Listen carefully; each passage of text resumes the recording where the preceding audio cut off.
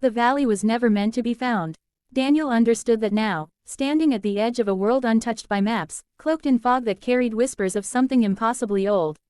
The lost valley breathed like a living thing, exhaling warm air from caverns deep beneath the earth and humming with a low vibration that made his bones feel hollow.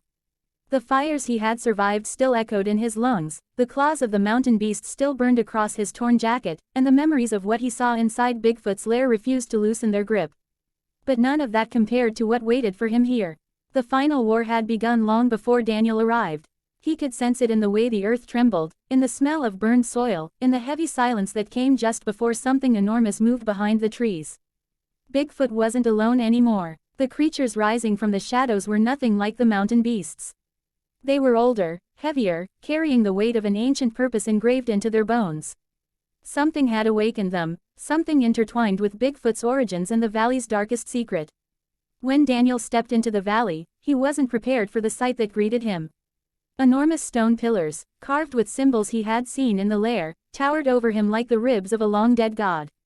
The ground was scattered with bones, some animal, some unmistakably human. Yet the valley wasn't abandoned. The forest moved with life, as if the trees themselves breathed. And then, from beyond a shroud of mist, he heard it, the familiar, thunderous roar of Bigfoot. But this roar wasn't directed at him. Daniel ducked behind an outcrop just as a massive shadow collided with another. Bigfoot stood in full fury, swinging its powerful arms against a creature rising from the ground, a monstrous, pale-skinned beast with glowing eyes and limbs twisted unnaturally. It shrieked like metal scraping stone. Bigfoot's roar shook the entire valley, and the two titans clashed with enough force to splinter nearby trees. Daniel struggled to believe what he was seeing. These weren't just territorial beasts. This was war. Bigfoot fought not for dominance, but survival.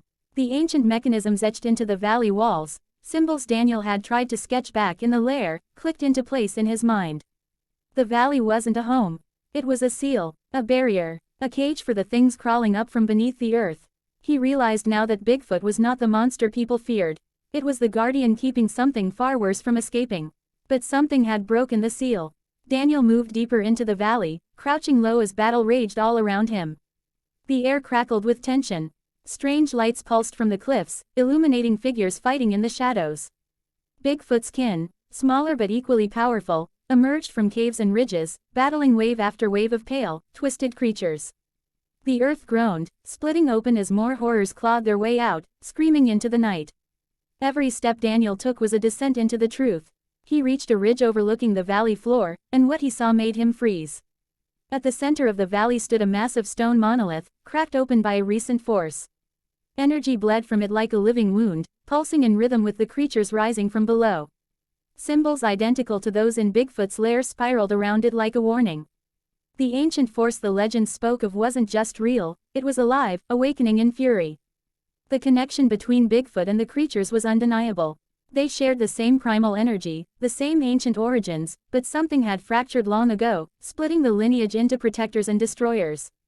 And now the destroyers wanted out. A sudden burst of movement snapped Daniel from his thoughts.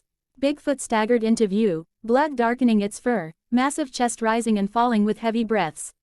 Another creature lunged at its back. Without thinking, Daniel raised his flare gun and fired. The flare exploded against the creature's shoulder, sending it shrieking and rolling away. Bigfoot turned toward Daniel. For a moment, neither moved. The weight of every encounter they'd had, every chase, every fight, every moment of terror, hung between them. But this time Bigfoot didn't roar. It didn't charge. It simply looked at him with an expression Daniel had never expected, recognition. Whatever lived beneath the valley was a threat to them both. Then the ground split apart beneath their feet. Daniel fell, tumbling through a tunnel of loose roots and collapsing soil. When he hit the bottom, the air was warm and humid. He found himself inside a vast underground chamber glowing with veins of molten red light. And there, rising from the center of the room, was the source of the ancient force. A colossal heart-like structure pulsed inside a cocoon of black stone. The creatures climbing toward the surface were connected to it by tendrils. The monolith above was merely the lock, this was the engine. Daniel realized the truth with horror. Someone or something had begun to break the cocoon open. Not nature, not time, a deliberate force. Footsteps echoed behind him, heavy, slow, but familiar. Bigfoot emerged from the shadows, battered but standing tall. It looked from Daniel to the pulsing cocoon, letting out a guttural sound that carried an unmistakable message. This was the final battle. And it wasn't just Bigfoot's war. It was Daniel's too. The ground shook as the cocoon's stone began to crack, leaking blinding light. Tendrils shot out toward Daniel, but Bigfoot intercepted them, ripping them free with furious strength. The chamber trembled violently. Creatures poured in from the tunnels, swarming Bigfoot in a frenzy. Daniel grabbed a shard of stone from the ground and fought back, slashing at anything that moved. The cocoon cracked again, this time with a sound like the roar of the earth itself. Something within began to rise, far larger than the creatures they had already faced. Daniel knew they couldn't kill it, but they could stop it from ever reaching the surface. The monolith above had acted as a seal. Maybe it could again. Daniel sprinted toward the glowing veins running through the chamber wall. They pulsed like circuits. Symbols lined the stone in a pattern he had seen before. If he could activate them, if he could force the mechanism to collapse. A creature leapt onto his back, claws sinking into his shoulder. He screamed, falling forward. Bigfoot grabbed the creature and hurled it across the chamber, then turned to Daniel. There was no time for fear. No time for doubts. Only the understanding that their survival depended on each other. Daniel placed his hands on the marked stone. Heat surged through his skin. The symbols ignited, one by one, until the entire chamber glowed like molten gold. The valley roared, shaking from the inside out. The cocoon began to collapse. The creatures shrieked in terror as the chamber's walls contracted.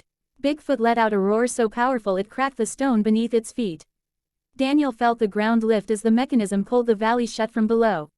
Light swallowed everything, then silence. When Daniel opened his eyes, he lay at the mouth of the valley. The fog had lifted. The earth was still. The creatures were gone, and Bigfoot stood at the ridge, watching him. No roar, no chase, a silent acknowledgement. Then, with one final step, Bigfoot disappeared into the forest, leaving Daniel with the truth. The war was over, but the legend had only just begun.